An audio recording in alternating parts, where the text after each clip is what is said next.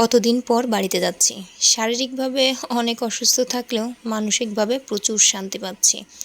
2-1 মাস পর পরই বাড়ি যেতে না পারলে আমার শান্তি লাগে না।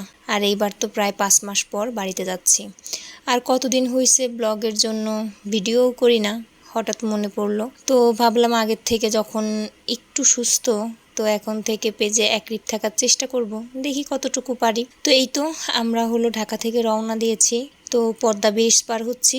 দীর্ঘ 5 মাস পর বাড়িতে যাচ্ছি। বিয়ের পর এতদিন বাবার বাড়ি না গিয়ে এখন পর্যন্ত থাকিনি। আর মেহেরিমা তো খুবই খুশি, এতদিন পর সে নানু বাড়িতে যাচ্ছে। মেহেরিমার বাবার কথা আর কি বলবো, সে তো মেয়ের মতোই খুশি।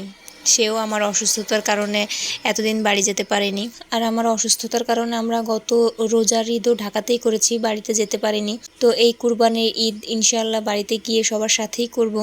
গাড়িতে অর্ধেক পথ পর্যন্ত মোটামুটি ভালোই সুস্থ ছিলাম, তারপরে আর কিভাবে যে অর্ধেক পথ এসেছি নিজেও জানি না। কয়েকবার গাড়ি রাস্তায় থেমে আমি নেমে নেমে হাতে মুখে পানি দিয়েছি। এরকম করতে করতে অর্ধেকটা পথ আসলাম। আর এই তো আমরা বাড়িতেও চলে এসেছি। আমরা বাড়িতে আসার আগেই আম্মু সব কিছু রান্নাবান্না করে ফেলেছে।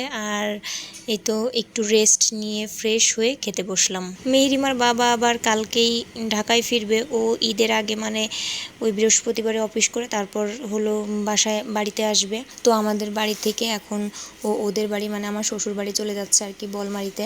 আমরাও যাব, তবে কিছুদিন পর এখানে 2-1 দিন থেকে তারপর শ্বশুর বাড়িতেই যাব, মানে ঈদের সময় আর কি। তো যাই হোক, মেহেরিমার বাবা এই তো চলে গেল। আর এই যে আমাদের বাসার সামনে একদম মানে বাসার সাথেই রাস্তার অপোজিটে অনেকখানি জায়গা ছিল। তো সেখানে এবার এসে দেখি আম্মু বেশ অনেকটা শাকসবজি লাগিয়েছে। এখানে বেগুন গাছ, তারপর কুমড়া গাছ, পেঁপে গাছ, আরও অনেক কিছু আছে এখানে। তো গ্রামে থাকলে এই একটা সুবিধা যে ভেজাল মুক্ত সব কিছু খাওয়া যায়, আবার বাড়ির আঙিনায় অনেক শাকসবজি চাষ করে খাওয়া যায়। তো বিকালের দিকে এই তো মেজো কাকি আবার বাদাম ভেজে দিল। আর এই তো বাদামগুলো কিন্তু আমাদের নিজেদের জমিতেই হয়, কেনা না। তো আম্মু আবার এগুলো আমাকে ছিলে দিচ্ছিল, আমি খাচ্ছিলাম। তো আজকে এই পর্যন্তই, ভালো থাকবেন সবাই, আল্লাহ হাফেজ।